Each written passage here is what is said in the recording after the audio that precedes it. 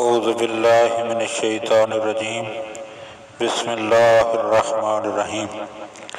حضرت امیر المومنین علی بن ابی طالب علیہ الصلاۃ والسلام کے فرامین کا سلسلہ اور اس سلسلے کا 50واں فرمان آپ صاحبان کی خدمت میں ہدیہ کرنے کا شرف حاصل کیا جا رہا ہے۔ وقال علیہ السلام، آپ علیہ السلام نے ارشاد فرمایا، قلوب الرجال وحشیۃ، لوگوں کے دل صحرائی جانور کی طرح ہیں یا صحرائی جانور ہیں۔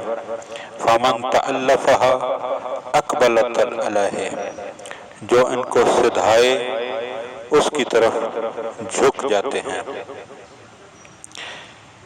مولا کے فرمان سے یہ بات ثابت ہو رہی ہے کہ انسانی قلوب اصل فطرت کے لحاظ سے وحشت پسند واقع ہوئے ہیں، اور ان میں انس و محبت کا جذبہ ایک اکتسابی جذبہ ہے۔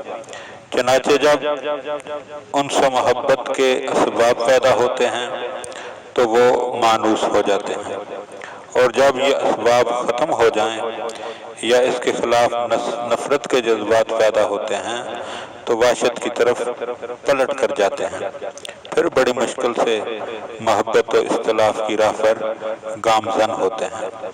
یعنی انسانی دل محبت کا چاہنے والا ہوتا ہے۔